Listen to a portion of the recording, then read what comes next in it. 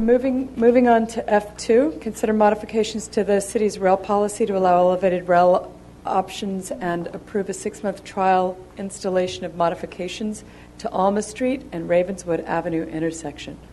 And I almost feel like those should be two separate things. But so I'm going to recuse, leave the chambers. Do you need to recuse yourself for the Ravenswood intersection as well? I really do feel like those are two separate issues. I'm not sure if it's within 500 feet of our office. The Ravenswood intersection? Yeah, I mean, because I'm on that block of Alma between Ravenswood and Oak Grove. Okay. So I probably would recuse on that anyway. So I'll meet you at you're adjourning to a closed session at the end of the meeting, and I'll meet you over there. Okay, thank you.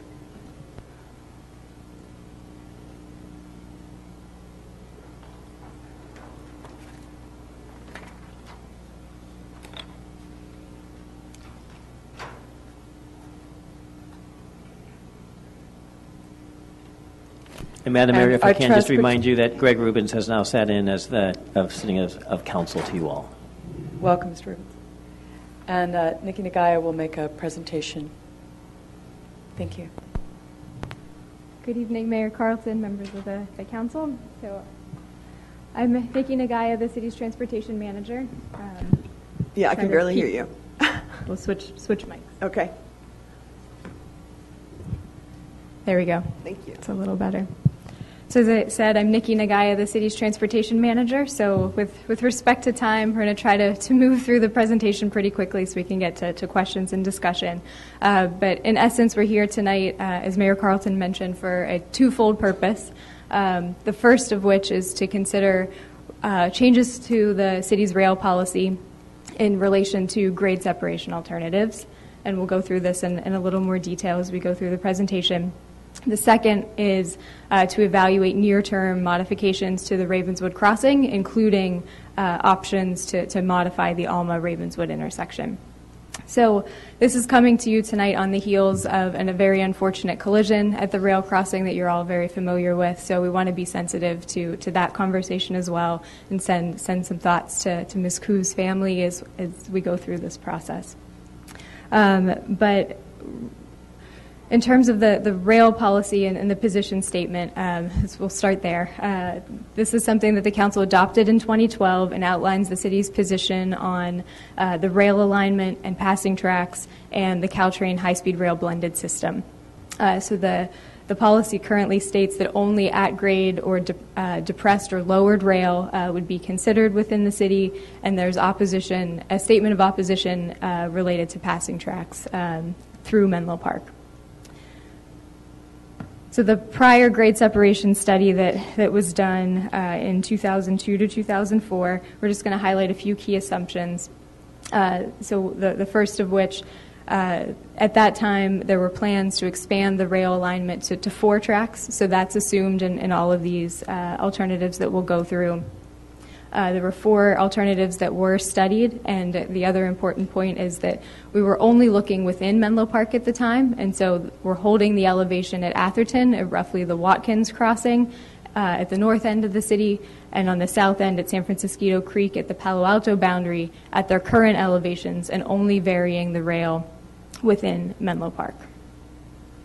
So the 4 crossings within the city that were evaluated as part of that study, so just to orient you to the map here, we have the railroad tracks running left to right across the image, the Atherton border to the left, Palo Alto off to the right off the image, and then moving left to right, the 4 crossings that exist today, Encinal, Glenwood, Oak Grove, and Ravenswood. So you'll see similar orientation and maps as we go through the presentation.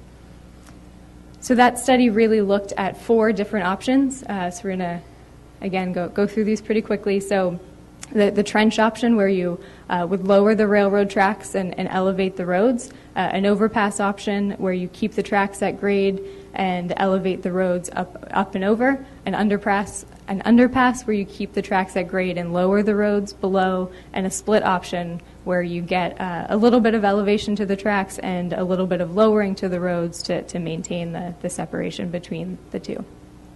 So the results of the 2004 study really showed that the trench alternative is one where within Menlo Park, if you, again, hold those two elevation points at the north and south end of the city constant, you don't get enough elevation change to really get a full trench to fully depress the rail. So that's one that wasn't technically feasible to do a full trench. So you're really ending up with a modified split option for that. And the overpass, because you are holding the tracks at grade and requiring 30 feet of separation for the roads to go up and over the tracks, you really get a large aerial structure, and it also needs to cover a much larger footprint of area, and would impact the grade of El Camino at the intersections as well. So at Ravenswood, we'd have to regrade that intersection, for example. So we're not going to go through the details of those two tonight. We're going to focus on the underpass and the split as the two potentially most feasible engineering solutions, but we can come back to those if you have questions on the trench and overpass as well. But in the interest of time, I'm going to focus on these two to illustrate some of the differences. So the underpass option, this is an example of a nearby crossing with in Redwood City with an underpass configuration at Jefferson Avenue. So some of the issues that were identified in the 2004 study were really related to the presence of the retaining walls. So that's definitely a visual change from what's there today. There's limited access to the adjacent properties, and similarly with side street connections, there's also some limitations in what you can connect when you start to depress the roadway 20 feet below the tracks. So this is a concept plan that was done for the 2004 study. So again, we have the train tracks running left to right, and what we're focused on here is Oak Grove on the left, Ravenswood on the right, the station platform kind of right in the center of the image, and the red shading over the roadway is showing you the area that would be affected, so where the road would need to be regraded. So on Oak Grove, you start just west of Mill Street, and the road would need to depress to about 22 feet below the tracks, and then go back up towards El Camino until you conform at the intersection there. And then what happens at the Derry and Merrill alignment is you would have that road actually run separated from Oak Grove but above the tracks. Similarly, on the Alma Street side, we would close off Alma access because the road is too far below, Oak Grove Avenue is too far below Alma Street to maintain that connection. And then the red squares, and again, these are very preliminary concepts that were done, but show potential areas of property acquisition or impacts that would happen because of the regrading. These two properties would lose potentially access to Oak Grove, and so we would need to explore that further as we go forward with any grade separation alternatives. On the Ravenswood side, similarly, you can see the area affected starting at roughly Noel Drive, depressing down below the railroad tracks and back up to El Camino. You have a closure of Merrill Street where it connects to Ravenswood today. The Cornerstone property as well on the corner would potentially lose access from that driveway to Ravenswood. And then the Alma Street alignment would be separated again from Ravenswood Avenue, but could potentially connect across to preserve through traffic access. But there would be no turning movements allowed between Ravenswood and Alma because of the variation in grade. So moving on to the split alternative as a second potential option, this is an example from Holly Street in San Carlos, where you have a slight elevation to the tracks and a slight depression to the road to make up that full separation that's needed. Some of the issues that were identified here are related to the need for construction, potentially along the entire corridor. I know we had a speaker here earlier tonight that spoke to this point, so there are, again, some assumptions that we could reinvestigate since there's been a lot of advancements on the construction side, and if we choose to go forward with something like this. The train noise is an item that has come up repeatedly when you have the elevated tracks. the noise could travel farther and dissipate farther. One advantage with the grade separation is you do eliminate a good amount of the horn noise that occurs at the at-grade crossings today. So the noise that's left is really related to operations of the train, and as Caltrain is moving forward with the electrification, we'd expect that decreases over time as well, versus the diesel engines that are running today.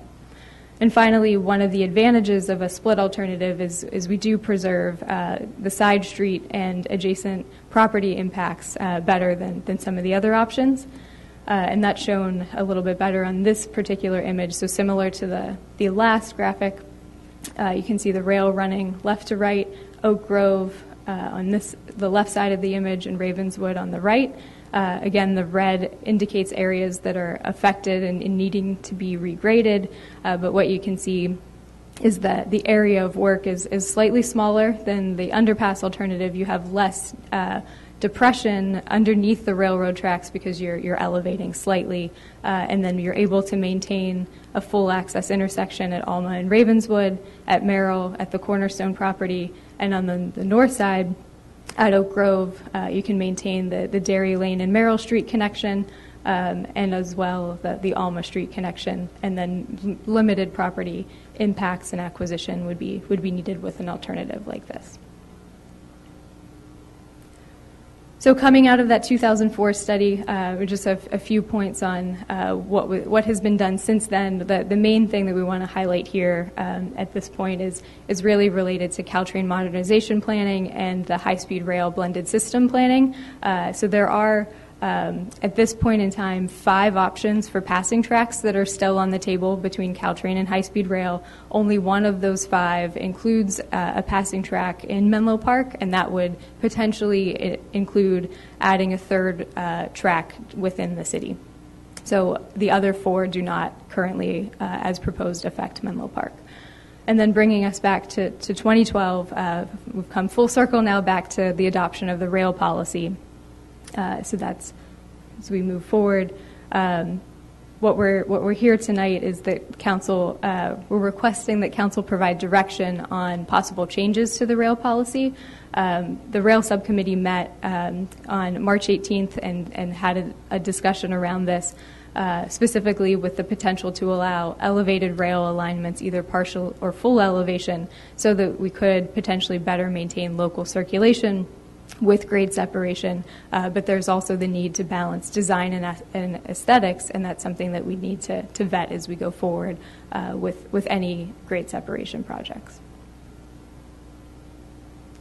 So moving into Ravenswood specifically, what we're currently slated, so this gives you a little bit of history around where we've come in the application process for Ravenswood and where we're headed as we go forward. Following council direction on the rail policy, what we'll do, we're currently programming the Ravenswood grade separation study as part of the next fiscal year's capital improvement projects. And so that would start July 1st and continue. What we're currently showing is about 18 months needed to go through the evaluation of the options, but that could be expedited if we have consensus around a preferred alternative sooner in the process. And that depends on, 1, the rail policy, and 2, the community engagement process as well. So since grade separation is a long-term project and will take multiple years to go through design and construction, once we get to a preferred alternative, the rail subcommittee discussion focused on potential near-term modifications. And so we're going to go through some of those that were identified in the meeting and then talk about what the staff recommendations are. So specifically at Alma and Ravenswood, we had 3 options that were discussed. One is to restrict turns from Alma and Ravenswood. The second is relocating the existing crosswalk across Ravenswood at the intersection, or potentially closing it. And then the third is a traffic signal installation at the intersection. The next improvement is traffic signal preemption. And so this is a traffic signal timing technique where an oncoming train would force a green light for westbound Ravenswood traffic and help clear any cars that may be stacked up back from El Camino, either stuck on the tracks or near the tracks, so that that queue can clear and the train can pass through. The next improvement is a train approaching sign. So you may have seen on the Caltrain platform, you can see in the background of this image, there are signs posted today that give real-time information around the next train arrival. So this was a suggestion to tap into that system and provide that information to motorists that may be crossing the rail tracks, so that they know how long the next approaching train how long until the next approaching train. Another option would be to relocate some of the parking at the Burgess Park and Civic Center here to reduce the demand of traffic using Alma Street. So we'd focus more parking on the Laurel Street side as an option. And finally, the last improvement that was suggested is to install a buffer zone approaching the crossing. So this would be signing and striping improvements that would provide more reaction time for vehicles to identify the hazards of the crossing and any adjacent crosswalks, intersections, and that sort of thing. So over the last 2 months, we've been working very closely with Caltrain staff and Caltrans staff, as there are multiple agencies involved in the various components of the crossing. And so what we've come before you with tonight is a recommendation for some near-term improvements, as well as things that we can consider for further study, and then things that may be ripe for monitoring in case they become useful in the future. So in terms of the near-term options, what we're proposing, you can see on the image here, and this was included in the staff report as one of the attachments, would be a temporary median stretching from the existing median at the Ravenswood crossing across the Alma Street intersection, and then picking back up on the far side of the crosswalk and spanning all the way down to Noel Drive to eliminate any left turns from Ravenswood onto Alma Street or from Alma Street onto Ravenswood in both directions. And then on the southern side of the intersection, looking at a curb extension to eliminate right turns, so vehicles coming from El Camino across the tracks turning right to head south on Alma. And this is specifically in regard to the pedestrian crossing at Alma Street. What happens today is a vehicle turning right, waiting on a pedestrian, stops in kind of this general area, and then the second car behind them is either on the tracks or very close, and then the third car, if they don't stop in advance of the crossing, is on the tracks. And so these conflicts happen periodically. They clear pretty quickly, but it's also something that we're trying to balance the conflicts between the multiple users at the intersection and the vehicle traffic coming across, and making it as clear as possible for vehicles to proceed through. So I think one thing that's come up over the course of the afternoon in relation to public comments on the proposal is around the crosswalk. So I just want to highlight this specifically. We're not proposing at this time to relocate the crosswalk, and that's specifically in regard to some of the changes that we're proposing may be enough to mitigate some of the conflicts that are happening, and so we'll continue to monitor this through the trial installation and determine if the crosswalk would need to move in the future.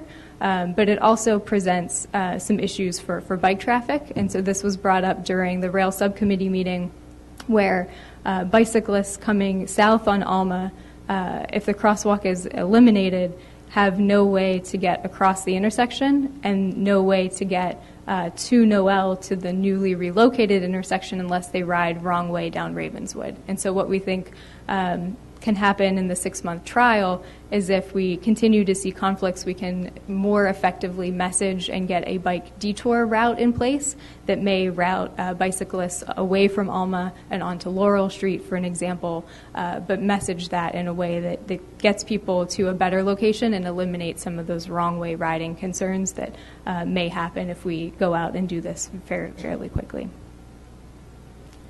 So on the continued study side, what we're recommending is the traffic signal preemption be continued to be evaluated. So there are some potential concerns from Caltrain and Caltrans related to how signal preemption could work, specifically the amount of time that it would take to clear a vehicle that may be stuck on the tracks in the westbound direction through just off of the tracks and not even through the El Camino intersection is roughly 35 to 40 seconds, which could first significantly impact traffic on El Camino Real, as well as the amount of time that we need to get a message between the moving train and the rail crossing and out to the signal at El Camino is pretty significant, and so you really need to be notifying the traffic signal 2 to 3 miles in advance of approaching the crossing here.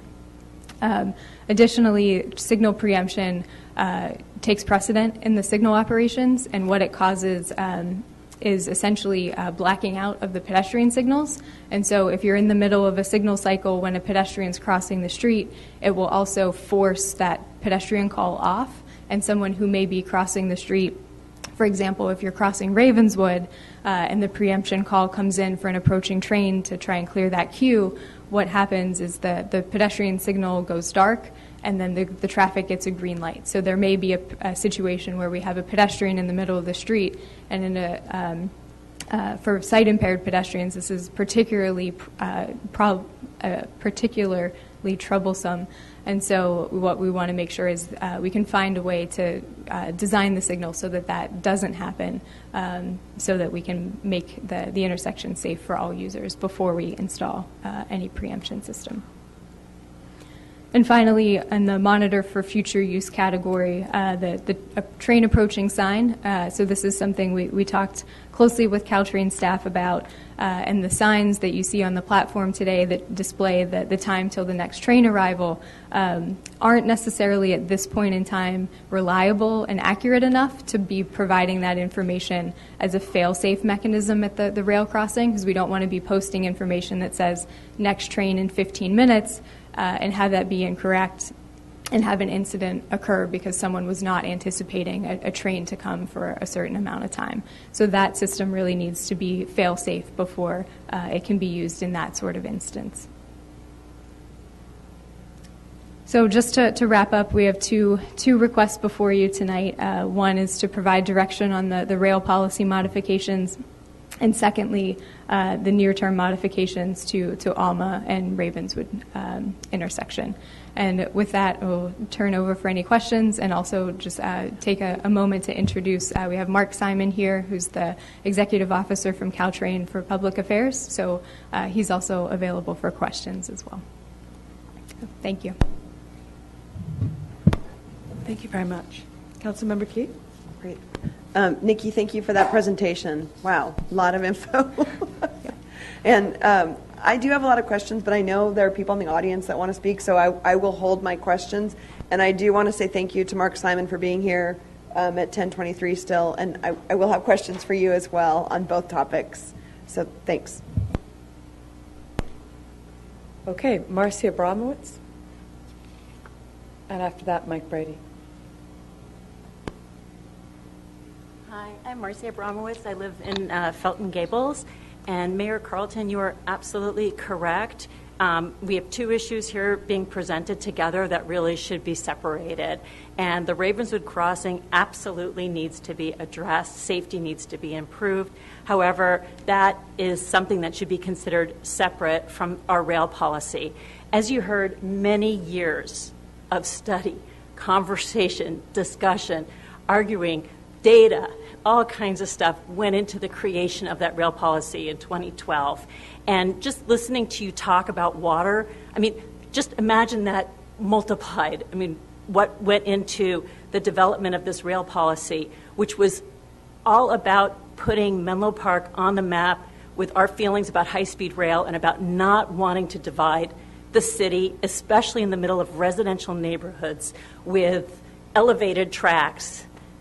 That would really be an eyesore that would cause people eminent domain takings of people's yards. I mean, it would be horrible. And so I'm asking you to please be very respectful of all of the thought and care that went into that policy decision. And I would just encourage you, as we do look at potential track issues, that we not just say, oh, we start here at the creek and we go to Watkins, that we instead go and look at things holistically, looking at Palo Alto, Atherton, coming up with things that serve our broader community. But it's just it's a much bigger thing than just changing a policy because of Ravenswood. It's not about circulation, okay? It's really about our city. Thank you. Thank you very much. Mike Brady and then Adina Levin. Okay. I think people had to leave because it's so late. I saw other people that wanted to address this issue, and I just think they could stay so late. I don't think I'm the only one. Okay.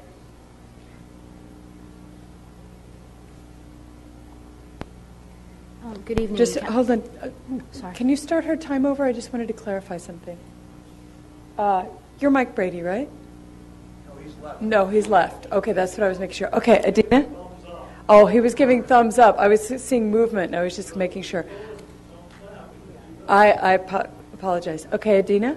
I was just making sure I wasn't missing someone.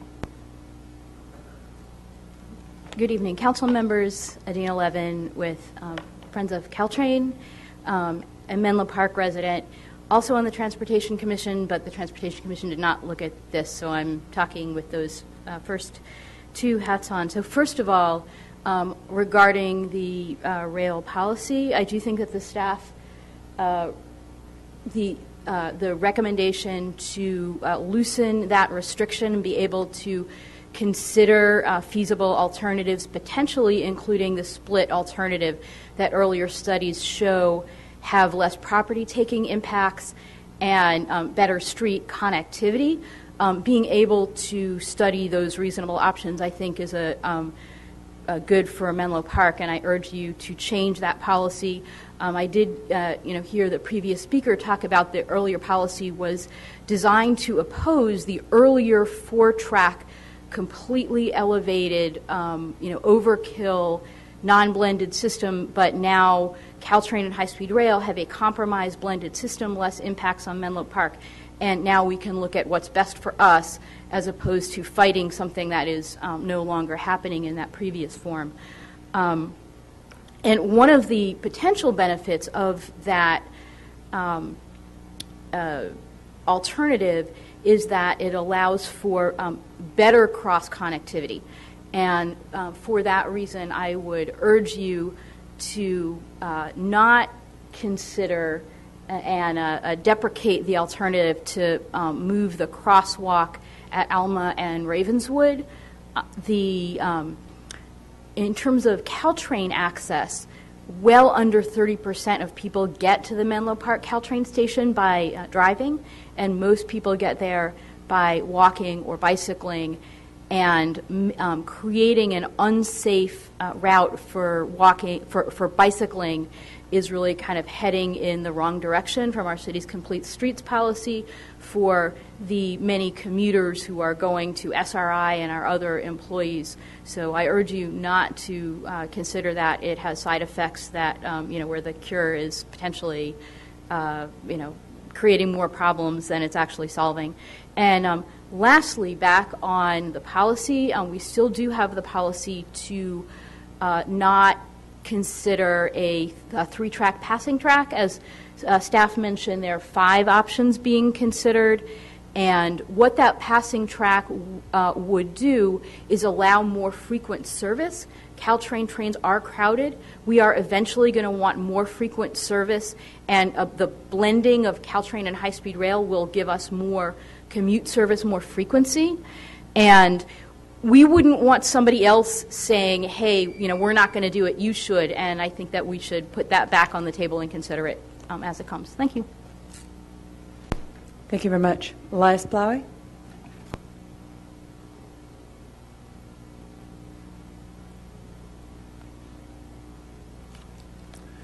Good evening. My comments are principally about the changes to the turning at Alma and Ravenswood. I do want to stop, though, for a minute and say thank you for taking the time to look at this from a safety perspective, a renewed safety perspective. I think that is important, and I appreciate the work that's been done. And directionally, it makes big picture sense. I'll focus on specifics.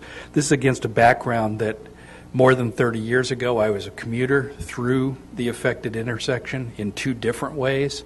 I have been a high school parent drop-off person, pre-driver's license, over to MA. I commuted through that intersection again for several years in the rush hour, in the afternoons and the mornings. So I've had a variety of different experiences with it, most commonly as a driver. I wholeheartedly support the changes with respect to the left turns that occur from Alma to Ravenswood. Those used to be open 24/7 until the condo units went in over here, and that was a mitigating factor. That has become a free-for-all out there. And it is to the point of using pedestrians, frankly, as pawns. When pedestrians push the light and it stops the traffic, people are illegally making left-hand turns. The Caltrain comes just to add to the free-for-all, and people pile out there into an intersection clearly marked, leave this clear. It's a safety issue. Pedestrians are pawns. It's an access issue for emergency vehicles. It's just 8 ways from Sunday. Does not make sense anymore with respect to those left turns at all hours. With respect to the right turn from Ravenswood to Alma, I do have some concerns there. I've seen the issue in the morning as an MA parent where things stack up there. But I also recognize in the afternoons, wait a minute, that's the access to the library. So the alternative access from West Menlo, the shortest way, think about it, is go down, go on Laurel, come through the next parking lot, the city parking lot right here with the soccer and all the stuff in the afternoon, and zoom on over to the library. That's a pretty dangerous recipe to me as well. So your library is getting orphaned in here in terms of access in that particular alternative. Be careful about that. Finally, it did strike me the bicycle question. So bicycles don't easily shift, having been a bicyclist for a long time, blocks. They don't shift from Alma to Laurel easily. That's just not your natural instinct as a bicyclist. So I wouldn't put too much emphasis that people will go that way. Think about the bicycles carefully and how they will cross that intersection. They need to be protected as well. Thank you. Great. Thank you very much. Do we have any more? No. Okay. I have a quick question, or 5. Have you spoken to the fire board at all, or the fire chief, about any emergency ramifications of removing this, the turn? So we had a preliminary conversation, staff to staff, but not a recommendation from the fire district at this time. Let me rephrase the question. Has the fire district confirmed that this isn't going to impede their ability to do their job in such a way that they're going to be upset if we do this? So, no.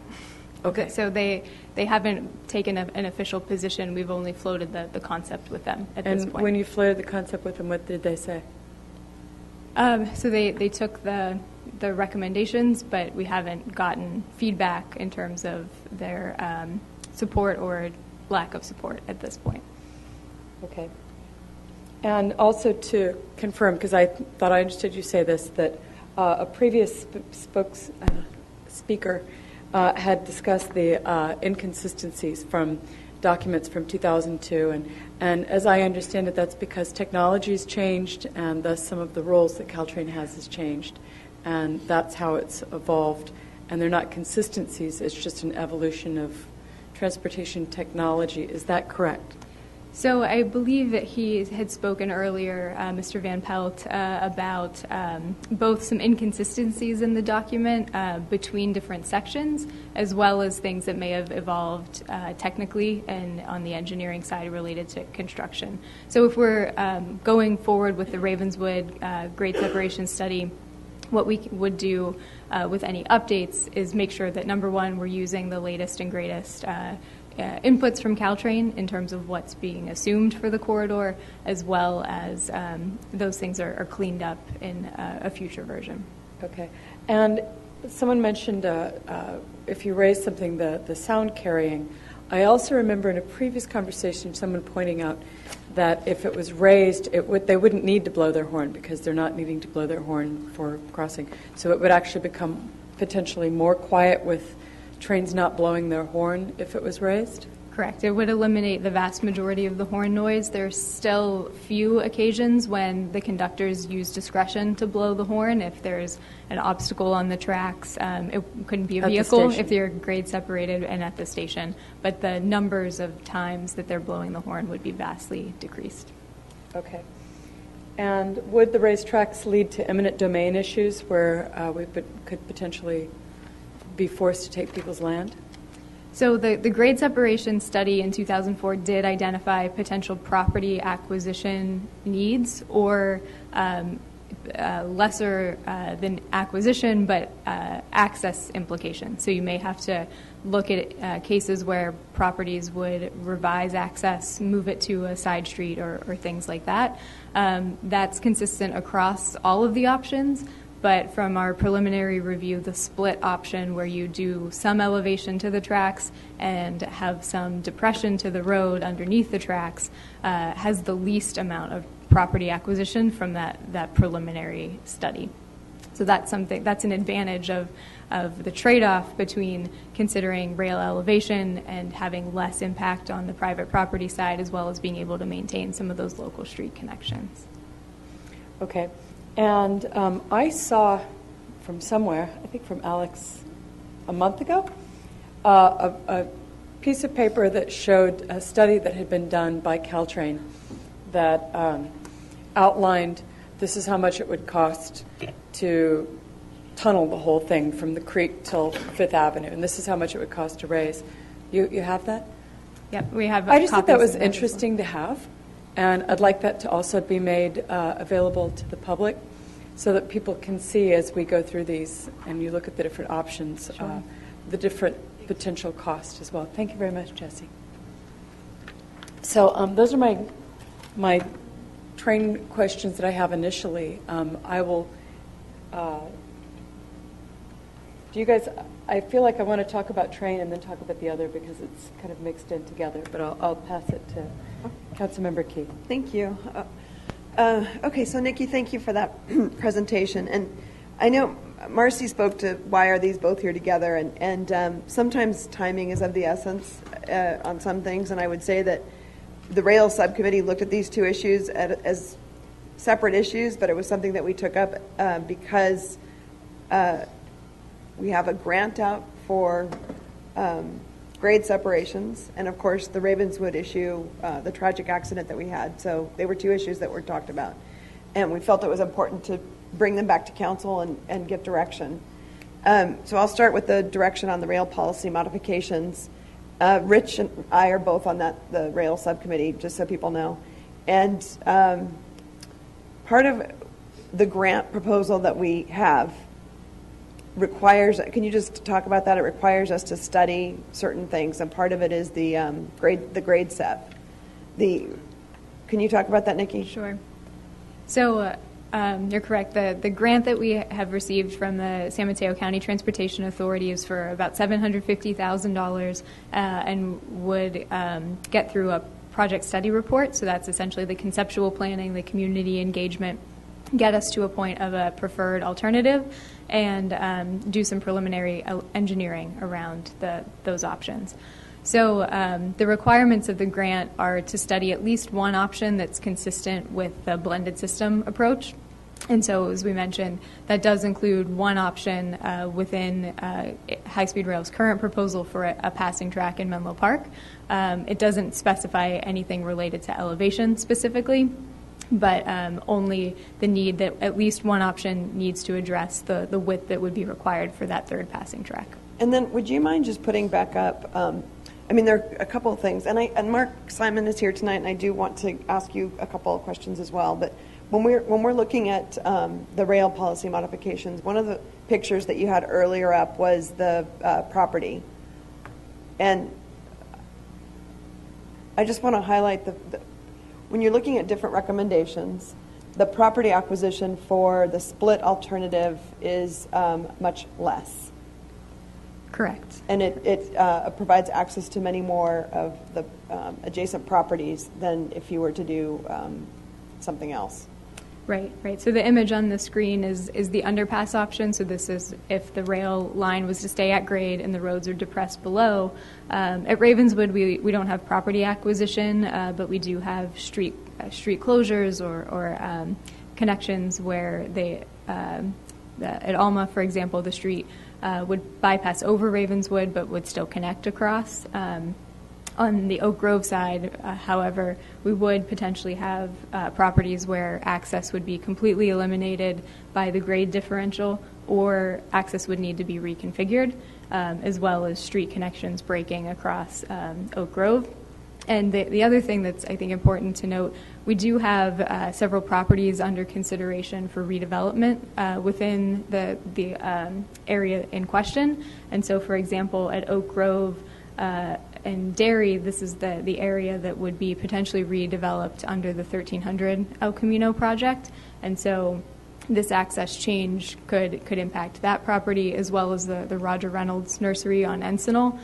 So those property owners currently making plans for redevelopment also may be impacted by decisions around grade separation as well. Okay. And Mr. Simon, may I ask you a few questions as well? And thank you for being here so late into the evening. I know your time is precious.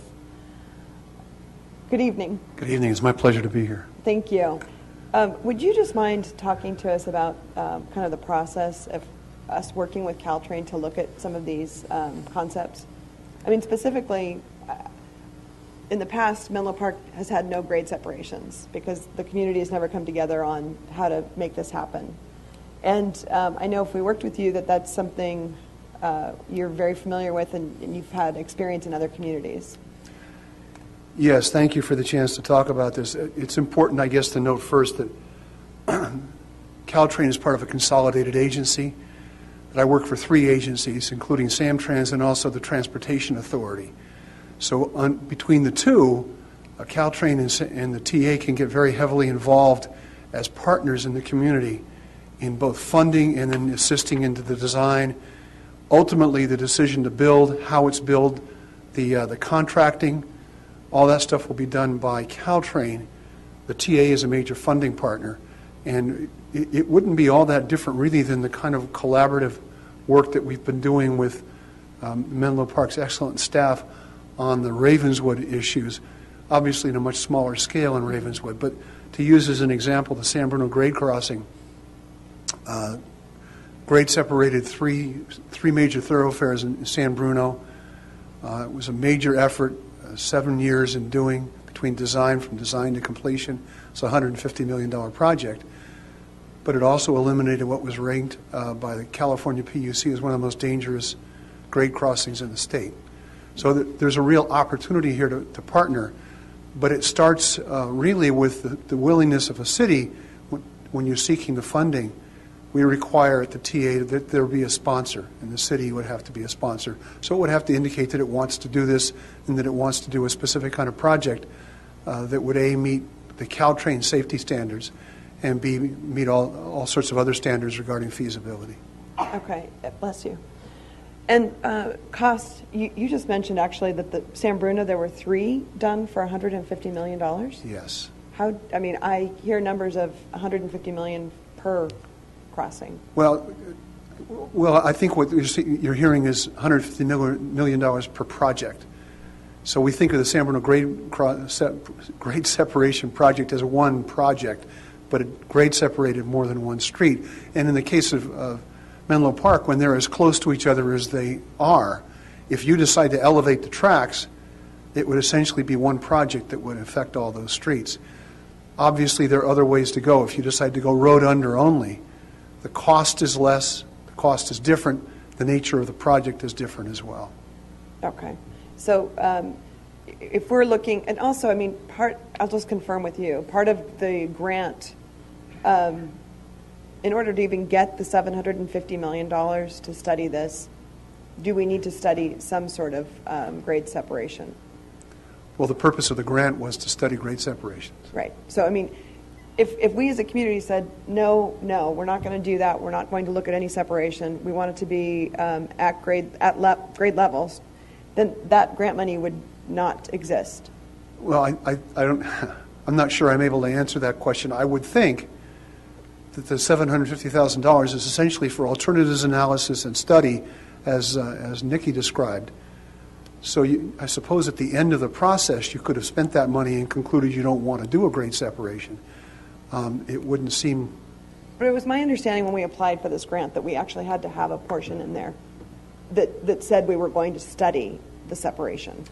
Well, that's the purpose of the grant, is right. to study grade separation. Is that, Jesse, you know what I'm talking about? I think I do, if I may jump in quickly. Thank you. I believe the grant was to analyze grade separations, and the grade separation could be either elevating the track, depressing the roadway, or a combination of the two. So if I hear your question correctly, I believe you're asking, could we leave the track at grade and depress the roadway and still be in compliance with the grant application? If that is your question, I believe the answer would be yes. The mandate or the restriction by the grant is that one of the alternatives that we consider must be consistent with the blended system and that of a third passing track. So if we were to leave the track at grade and depress the roadway, we would need to consider an alternative that would widen the track capacity to accommodate a third track. Thank you. He's correct. I'm sorry I didn't understand your question. No, that's okay. I know it's late as well. Okay, so one of the other questions in working with, would you mind putting up the slide about the timeline? You had a slide showing dates. Yeah, the April 2015.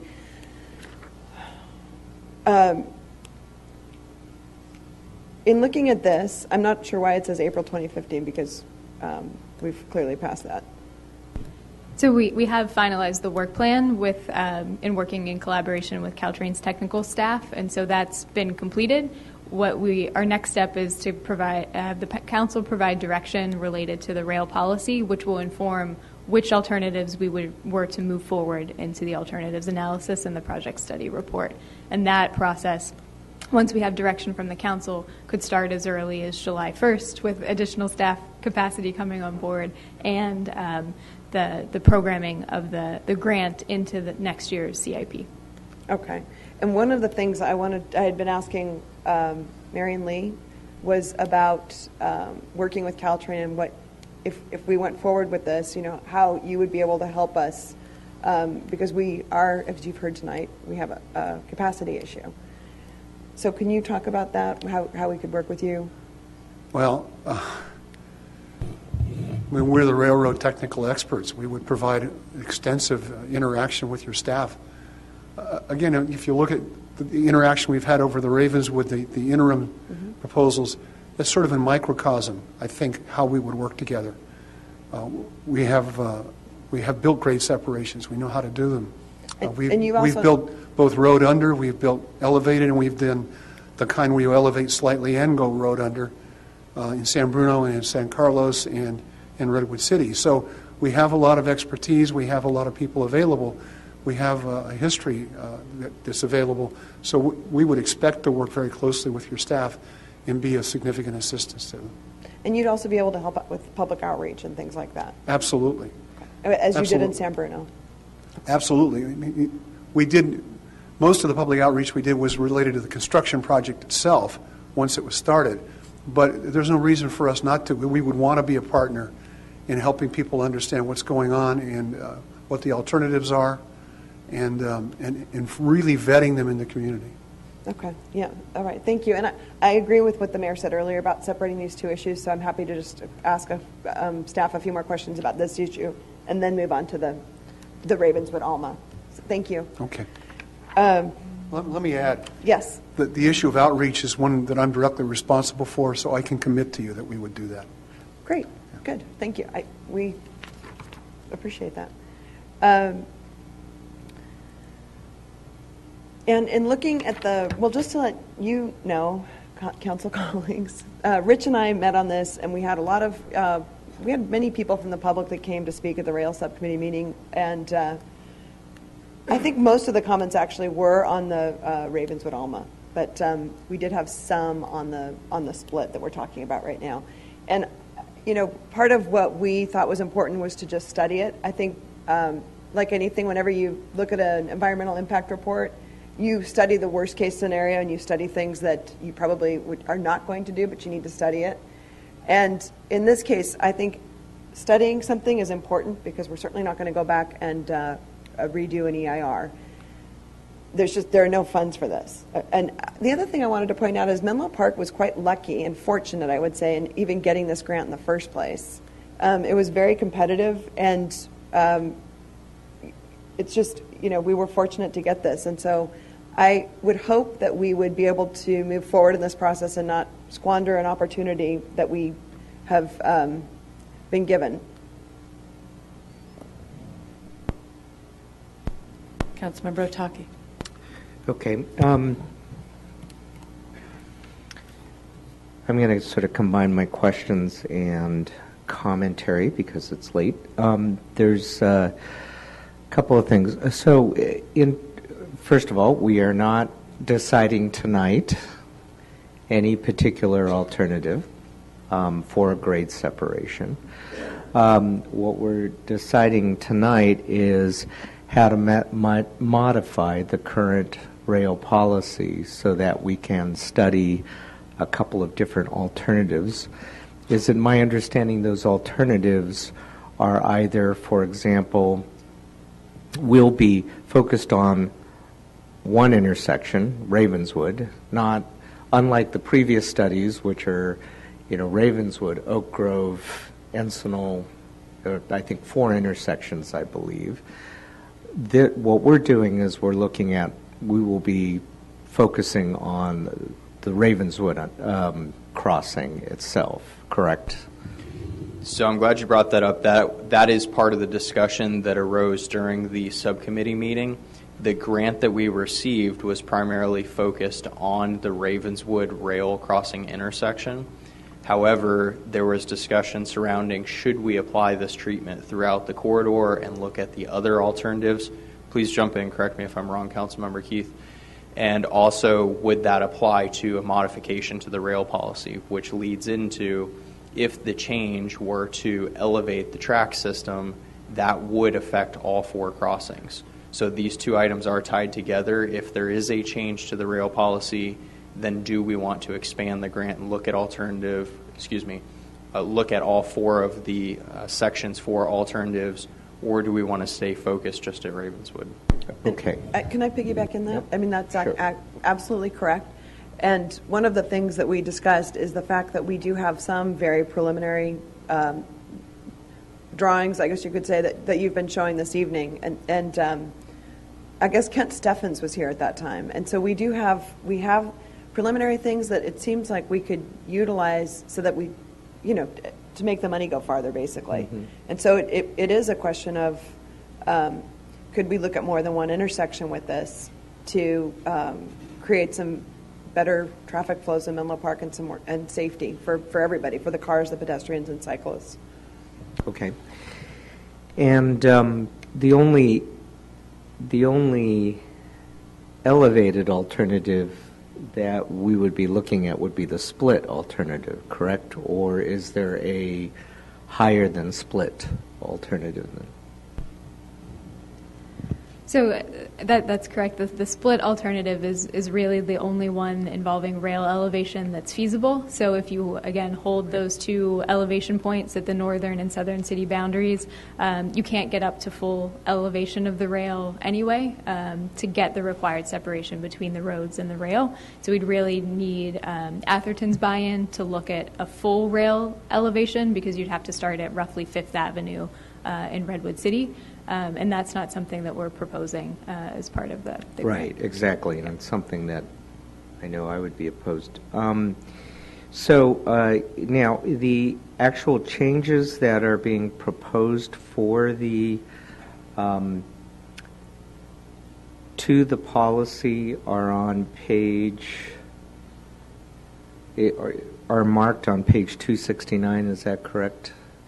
Right, that's correct. And that's a starting point for discussion. So it was a mock-up of what the position statement could look like if you wanted to go down this road. Okay. So the reason why I asked that is those questions is that I wanted to, I do think there's a pretty strong consensus, and has always been our consensus, that we are opposed to the original 4-track elevated high-speed rail proposals. And the problem with these changes is that it kind of looks like we're backing off of that, when I don't think that was in any way. Yeah, I don't think it is either, because when you look at the policy we adopted in 2012, when Congresswoman Eshoo came here and Assemblymember Gordon and Senator Simitian, and after their modifications, we adopted a new policy about that we were supportive as long as it was, met these certain restrictions. Right. Yeah. Right. So, it may not hurt to leave some statement in here that the council continues to be opposed to any 4-track elevated system as originally proposed, just to, I think, assure residents that this is not the path that we're considering. But perhaps also, and I might recommend a statement saying that what we're looking at is potentially a split alternative as part of grade separation analysis, so that we're kind of clear what we're definitely against, but yet what we're studying. And it might, I think there's some concerns about taking out, that one section, no aerial or elevated structures will be utilized on the Caltrain alignment. That was very, very strong wording at the particular time that the whole policy started, correct? It was my understanding. And so while I understand our purpose of taking that out was to allow us to study a split alternative, it might give the impression that we're open to any elevated. And so that's why I was kind of thinking it might be better to, while we can take that out, to make sure we add a couple of statements that assure residents that we are still opposed to the 4-track elevated, and that what we're only looking at is a possible split alternative as a possible alternative for grade separations, and really kind of clarify our position. Might be a useful way of making sure that residents understand where we are on this. So that's a suggestion. I will say that I am willing to look at the split alternative. I am concerned even about the elevation under a split alternative. I lived for a couple years in Belmont, and so I know that the whole configuration, and it is noisier, but that's diesel. That's so hopefully that would be addressed as part of electrification. But I'm willing to study it, but I do have some concerns about how it any elevation certainly higher than that creates this issue of splitting the city in two. And so I'm willing to study the split alternative, but I do think it's important for us to continue to strongly be opposed to any sort of 4-track elevated, and make sure that's clear as our policy. Okay, so shifting gears, are we going to? Do you want to hold off on? Let's hold off. Alma? Let's do it one at a time. Okay. I have Brian Keating would like to speak about the rail. Thank you. I'm Felton Gables. I'm the president of the Homeowners Association. So we just had our meeting last Sunday, and this subject did come up. And I just want to say that, from our personal point of view, what we're concerned about is if there's elevation, how far does it impact? Because the higher it goes, and the trees that line up the street or line up the railroads, they have to make sure that trees are not falling over onto the tracks itself. So then it gets into the part of their properties and how many trees you have to take out, how much encroachment of their own personal property, because they have skin in the game. They actually paid for that property. And I think that this is where things get personal. When they're doing their research, they're doing a job, right? They're not they didn't put any money down. They don't feel it. And there's a lot of people who just barely got in that are living on the tracks because they want to live in Menlo Park and go to Menlo Park schools, and they want to have all the benefits of living in this area, maybe close to work at the same time, so they can get home. So it's kind of like there's so many side issues that go into just whether it's raised level or not a raised level. There are the points where you can actually close off the intersections, what they call a quad type of closing on both sides of the tracks. No one can get in there. And they don't even have to honk the horn if that's the case. So that is another alternative as well. And technology could keep some people off the tracks. I think that person, and I'm not trying to be cold about it, she just didn't want to wait any longer. You know what I mean? She just wanted to get in before that thing came down, and thinking she could make it, and the light would turn green, and everybody would move. And I understand. I mean, you see it all the time. I've done that myself when I was younger. But the other thing is the $750,000 is coming from Caltrains to just hopefully change that policy. Is that correct? Okay. The other thing is, how wide would be 3 tracks? I don't know. I mean, I lived in England for a couple of years, and I know what 4 tracks looks like. That's really wide. So 3 tracks is definitely going to be encroaching everybody else. You wonder if they could actually have 3 tracks where it's not really impacting anybody, and then that would be a passing lane, Anyhow, thank you. Thank you very much. Yeah, I don't think any of us are for 3 tracks. We agree. I say that. Kirsten? Well, just in looking at the future here, right now Menlo Park has no grade separations, and we do have traffic. We have congestion during certain hours at Ravenswood and El Camino, and grade separations obviously are a way that would help alleviate some of that. And just this might be a question for Mr. Simon, but just in looking at the future with electrification, how many trains are you anticipating per hour? Because you're going to increase the number of trains, and that means the time that the gates go down. Yeah, initially we anticipate 6 trains per hour. Initially? During the peak hours. And then when you say initially, Well, with high-speed rail coming, there could be more. Many as 8, maybe as many as 10.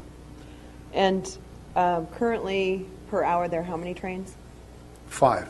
5. So it's one more, but the point is the gates go down each time a train goes through. It does change the gate activation time significantly. Okay. In fact, part of the EIR, we got a nice letter from you guys about, because we promised to work with you. Right. Addresses the question of additional traffic impacted by gate time. Okay, right. Yeah, thank you. I think, as Peter was just saying earlier, we do need to study the issues. We have been stalled on this as a city for, a long time. And I think it's important to go forward and at least study the issues. This is an opportunity to do that. These opportunities just don't come along very often, because other communities that do get together and have a consensus on how they want to proceed actually get grade separations done in some fashion. So I look forward to getting a grade separation. I know I live in the Willows, and my kids go to Hillview and MA, and for years and years I've been going through this intersection. I probably went through it a few times today. and I know we all do. So I would like to, I hope that we can move forward and study this and see how we can make some improvements. And these improvements are not going to come anytime soon. Our next topic, we can create some, quicker improvements for safety, but this is going to take a long time.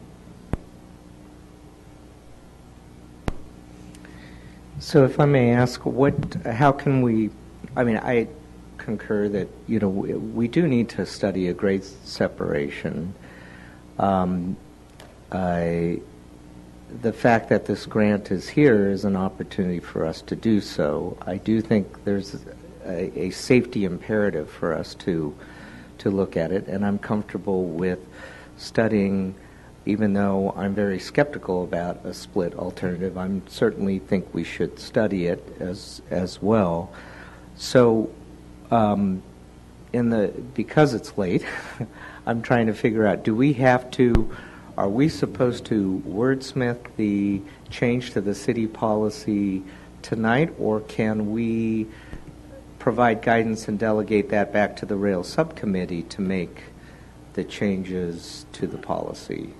You can actually do either. Right. You're not bound by anything tonight. You can actually continue this item. I'm not encouraging you to. I'm just saying the action on the rail policy itself is not necessarily tied to either the grade separation or a action deadline or no. Required. You're fine. Okay.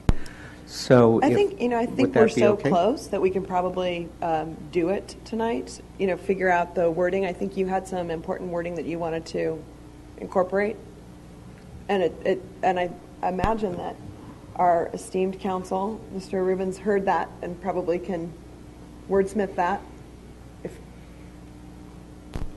Absolutely. I'm willing to help clarify that concern and make sure it's included in the revised policy if that's what the council direction is.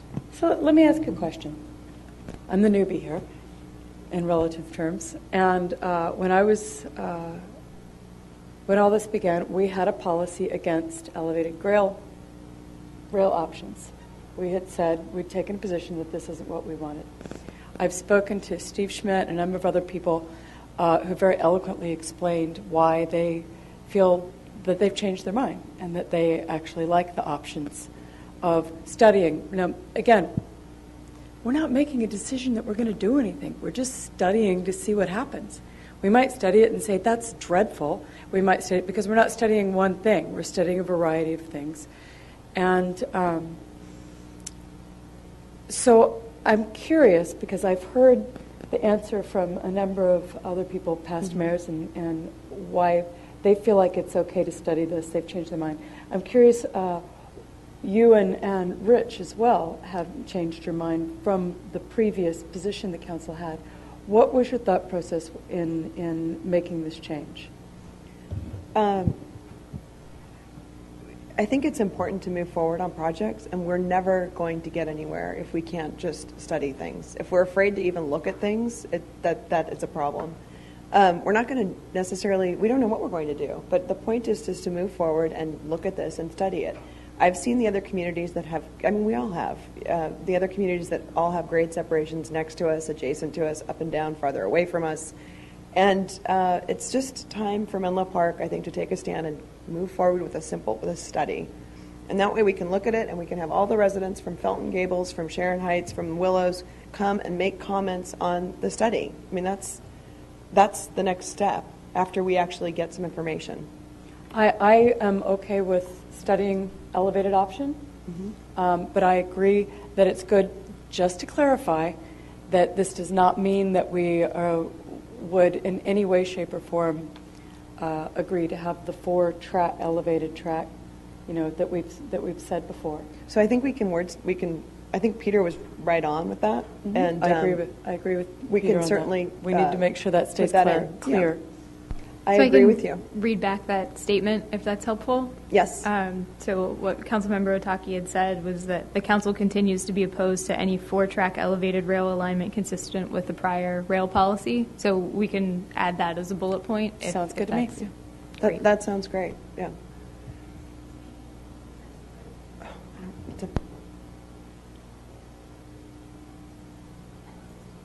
I just wanted to, because you're going to ask me to help you clarify the policy. I think that may not be exactly what the council has said, because you also, I heard the mayor say that although you were speaking for the other council members present, that you didn't like a 3-track policy either, or a 3-track possible option either. And I think the third bullet point in the policy, or I guess the second in the revised policy. Which page are you on? I'm on the council position summary, and it's on 269. The bullet point that has the 2-track envelope, I think, addresses the concern that you don't want to have more than the 2-track system in Menlo Park. And so you might not need to actually specify a second time that you aren't in favor of a 4-track alternative, because you're really saying here 2-track envelope. And what's being removed in the proposed policy is the at grade, because you want to study For those who don't have your sheets in front of you, if I may, please do. that says the high-speed rail. Sorry, I forgot my glasses today, so I'm having trouble reading.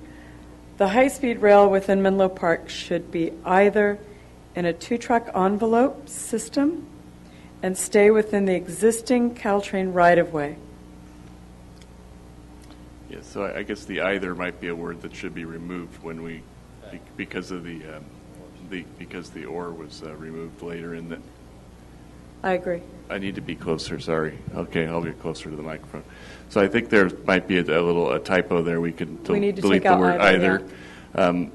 And you might want to add. I'm just trying to be of assistance here. Is talk about Caltrain, and so it's not limited to high-speed rail. So it's very clear that you're talking about both. That you just want no more than 2-track envelope, because that does talk about high-speed rail, and it does not talk about electrification or Caltrain.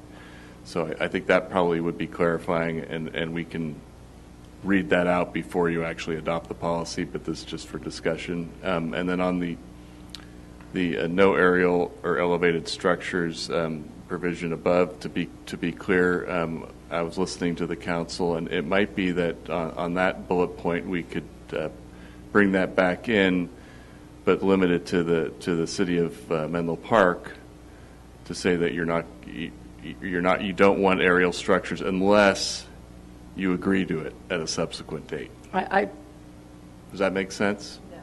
I'm not sure where you're.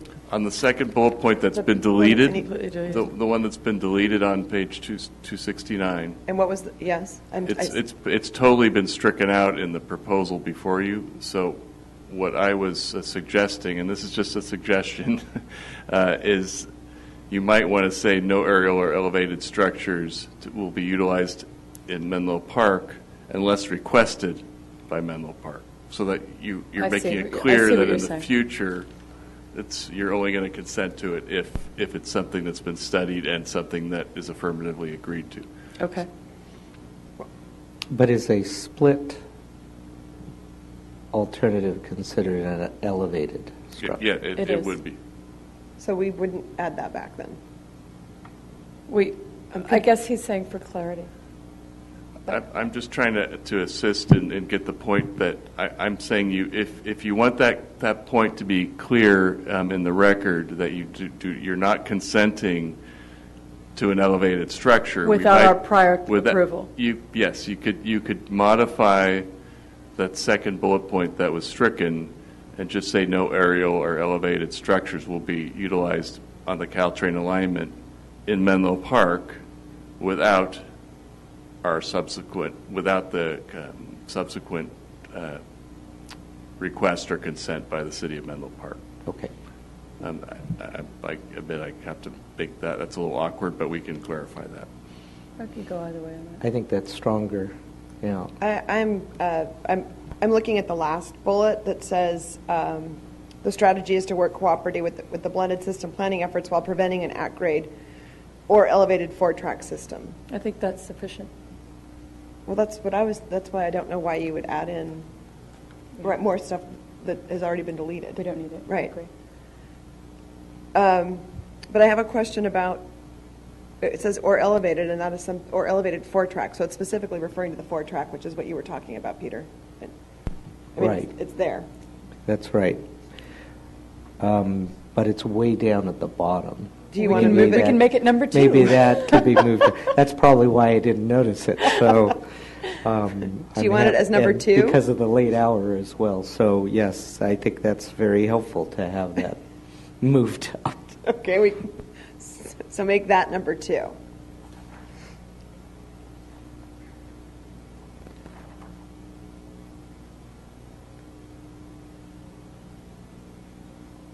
Yeah, and I mean, if you're looking at the third bullet up from the bottom, the city approves of a blended system but opposes passing tracks in Menlo Park.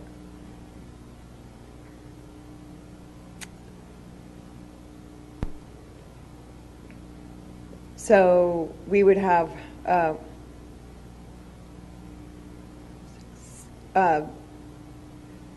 we'd basically keep it the same, but move that last one up to bullet number 2. Well, but I thought we had some additional language that also reinforces it. I mean, I'm fading. So I don't think the additional language is necessary. If the rail subcommittee would like to evaluate and clean this up, that would be fine. I think it's just important to make it very clear to residents that we are opposed to an elevated 4-track system. I think if we move that to number 2, that's pretty clear. Okay. And then do we need to say anything else in here about what we want to study for the, is there any other language that's needed? I don't believe that's needed in the policy, but we would look for direction either tonight or at a future meeting on how we'd like to proceed with the grant application, and the yes. sooner the better. Well, that is not listed for us to decide tonight, correct? It's not specifically listed, but this is part of the discussion for tonight. So I'm looking to council. I believe we can discuss that. I think he's checking his agenda. I know. So this was tied together as part of the discussion of the elevated system and how we would proceed with the grant that we have today. And part of what we talked about at the rail subcommittee meeting was trying to make the funding go farther, since we already have some of these drawings, and looking at could we grade separate at more than one could we separate at more than one grade separation with this funding, instead study that.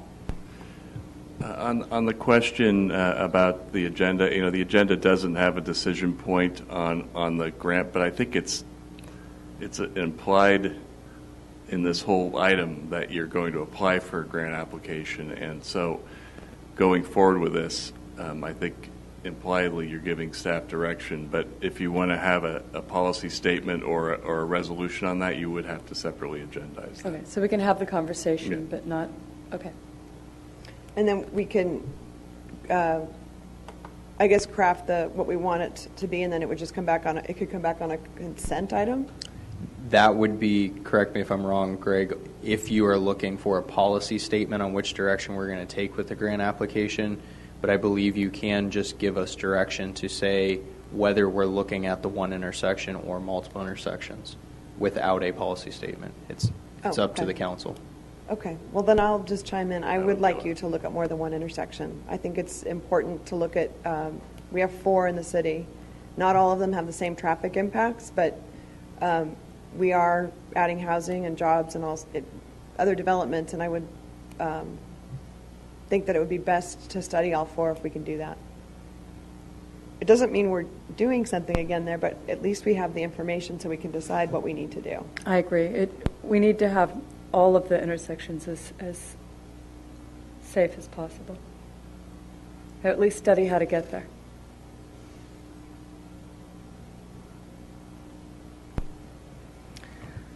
I'm comfortable with that. I also want to put a dose of reality that I can't, because of the cost of grade separations and what I've heard previously when we've discussed this in terms of the county funds available, I think it's realistic that one grade separation would be what, but I'm certainly fine with studying more. I certainly think the focus is going to be Ravenswood. So. Yeah, the focus can be there. One thing I think I heard from Mr. Simon, who's still here, that you mentioned the San Bruno project was $150 million, and it actually, was it 3 grade separations that you were able to look at? Because you said it was a project Yes, cost. it grade separated 3 streets. 3 streets, so 3 different intersections. But it was a fully elevated project, too. Yeah. So, there are variations within the realm of ways you go about this. So the split proposal you're talking about could cost less, especially if it's just one intersection. I would caution that if you do want to raise the tracks along the lines of the split, it does impact other intersections that may be close enough because of the requirements about how slowly the grade has to go up and how slowly it has to come down. And those would all be things that we would learn through this study. Exactly. That's the whole reason for doing it. And what would you recommend? Studying more than one if you could? Well, if there's a way to, sure. I mean, you never know what future traffic patterns might be like. You never know when you change one intersection, how that might affect traffic somewhere else. Commuters adjust. Mm-hmm. Whether they're riding the train and they need to change the train they ride, or whether they change their commute patterns because traffic gets different or an intersection gets changed. And the point of the EIR is to look at those to study those intersections and the traffic at each one. Well, I'm not all that familiar with the grant and the grant application. But you've looked at these EIRs in the past for different intersections. Councilmember, if I may. Yes. I believe the EIR would come later in the process. Yes. This grant application would be focused primarily on narrowing down and further analyzing the studies and the feasibility of construction. The EIR would come later if we were to select an alternative. Oh, that's very helpful. Thank you. Okay, thank you. David, would you like to come speak?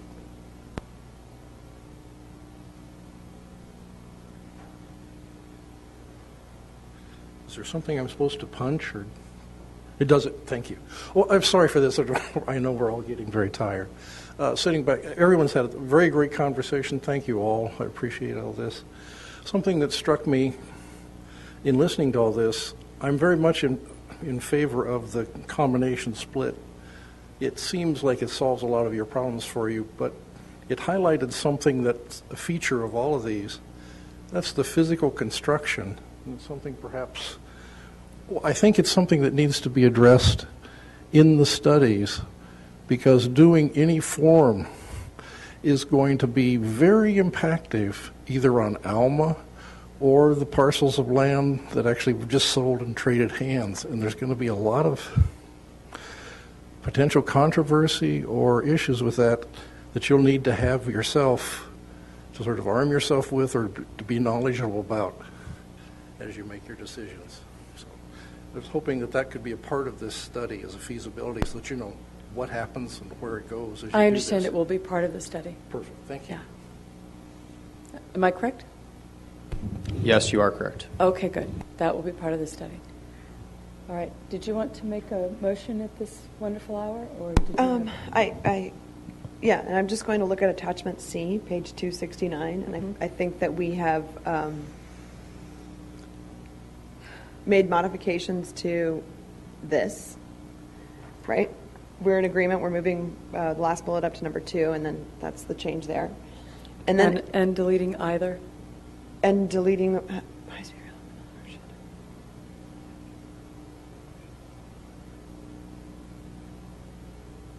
Should be I don't understand why we're deleting that word, but should be in a 2-track envelope system. And stay. We've deleted all the ors. Okay. It's just a typo.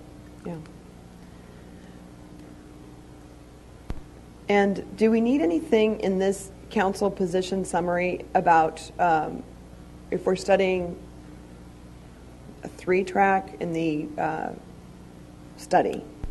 We do not. When we accepted the grant application, we modified this statement to accept the fact that we would analyze a 3rd-track alternative. So that does not mean that we're accepting and or approving. And where does it show the modification?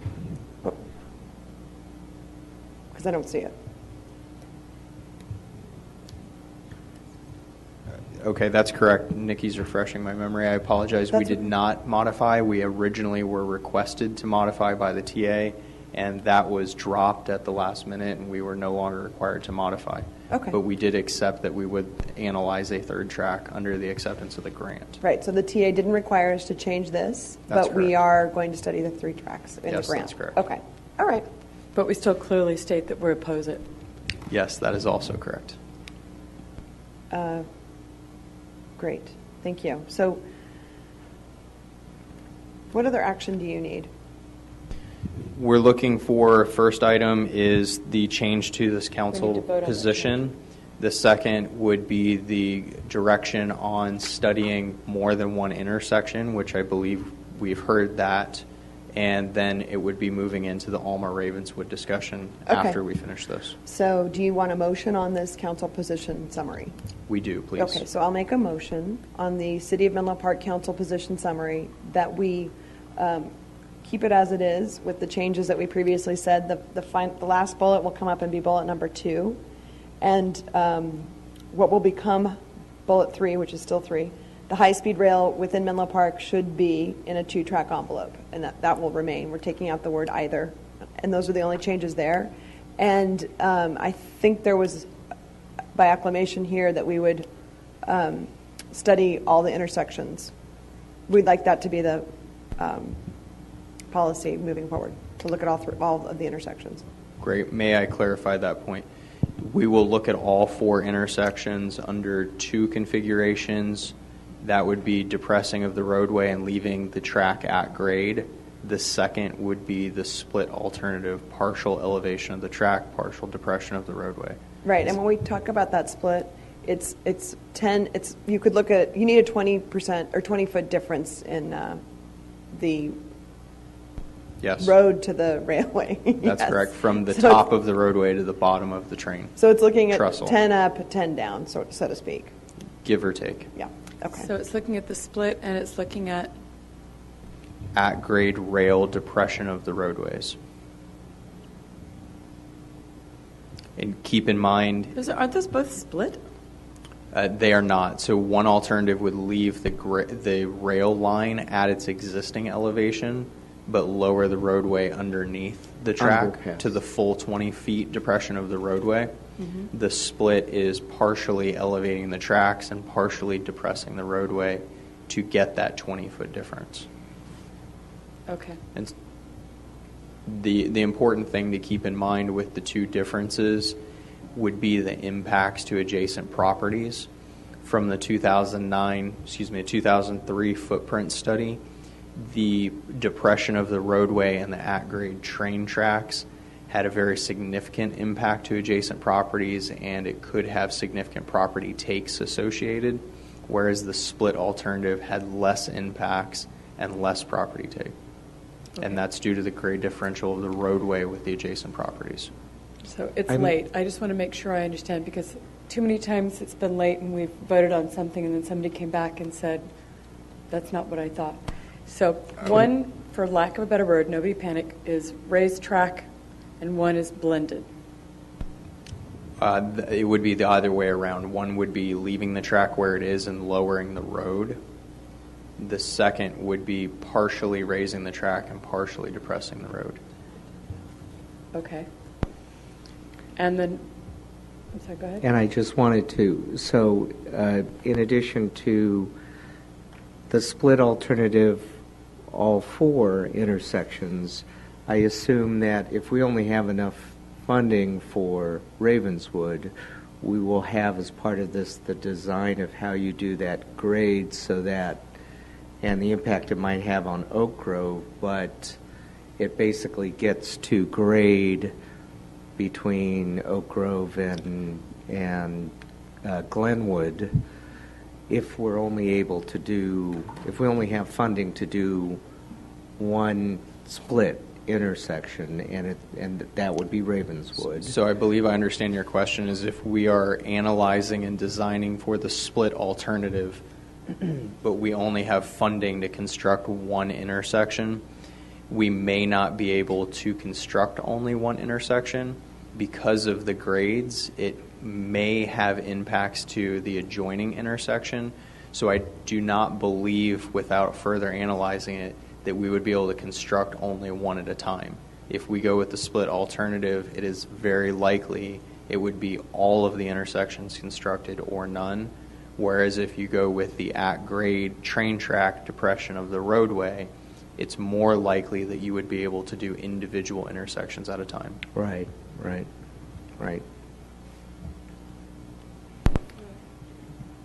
I'm sorry, I was just clarifying. I thought that there were three things that we were studying. I thought we were not that we're going to do it, just studying the raised and then the mixed.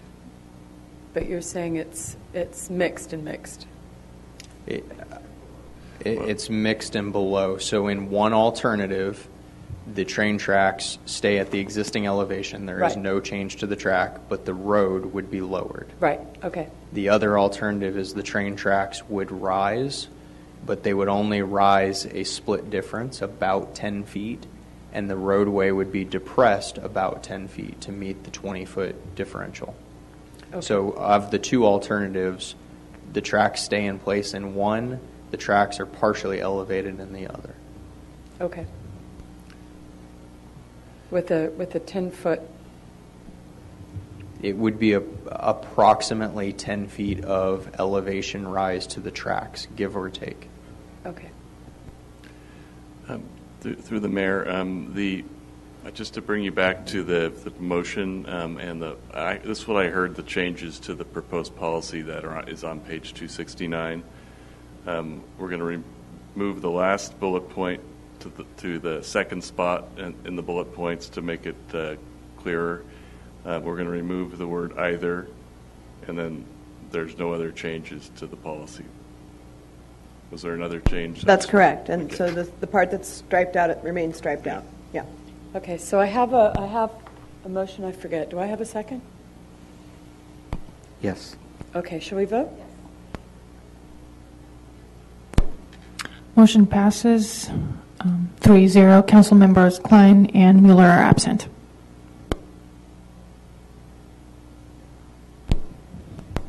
Next topic is the turn. Oh, do you want me to start? If you'd like. Okay. On the turn, thank you very much for coming up with this so quickly, first of all. Hearing residents' input at a couple of meetings and coming up with this. And I'm going to start with the sidewalk. No, we leave the sidewalk where it is. There's no, I think somebody brought it up in our rail subcommittee meeting about moving it towards Noel, and that's not anything I'm interested in doing. I think the sidewalk needs to remain there. I like the changes that you've proposed here to make it safer. And, when I look at that proposed curb extension to no right turn from Ravenswood onto Alma, it seems like it is a good thing to try. We're talking about a 6-month trial on this, correct? That's correct. All of these installations would be on a 6-month trial. And so if it turns out that this is a giant nightmare because people can't turn here to, as Mr. Bly was talking about, go to the library or get to the gym right there, obviously we can modify this. Are we talking about paint and a proposed and a little bit of a curb extension? It would be a physical curb extension, but we are looking at temporary installations through sections of preformed concrete or a rubber installation so they could be easily installed and easily removed. And they're not very expensive. They would be inexpensive compared to a permanent installation. Okay. The other point that I'd like to make is we have collected pre-existing count data for both vehicles and pedestrian movements at this intersection. After the temporary installation, we would again collect that same information and compare it for any impacts. Okay. And I think that the idea of moving the proposed yield sign back is a great idea too. I did want to ask, some of the things that we talked about, and Mr. Simon, I don't know if you want to comment a little bit on the traffic signal preemption. It was something that came up immediately after this accident at our first meeting at Cafe Zoe, and then it came up again at our meeting, the rail subcommittee meeting. But then I'm seeing in here that it doesn't look like this is something we can move forward with very quickly. I'm sorry, which one are you talking about? The traffic signal preemption at El Camino Real and Ravenswood. Well, it is complicated because it's multiple jurisdictions, and you start with Caltrain, which I'm sure the city staff can tell you is sometimes a complicated process to work with them. It's also, of course, no guarantee that someone's going to behave the appropriate way. We did have a horrendous accident in Redwood City not too long ago where a light turned green, and at the same time a fire engine came through and everybody stopped. So there are still ways that accidents can happen. What I like most about this is the way it channelizes traffic, that it makes it more difficult for people to stop on the tracks, which of course is the whole issue. And eliminating the pedestrians or moving them somewhere else takes away one more reason people will find to try to get into the intersection before it's safe. The signal preemption is not something we're against doing. I think it just we need to understand a number of things. One of them is what impact does it really have versus the one we wish it would have. With stuff like that, you really have to think about the law of unintended consequences. Sure. Are there any in the county? I don't think so. Do you know where? Do you know of any that are installed anywhere? I don't know.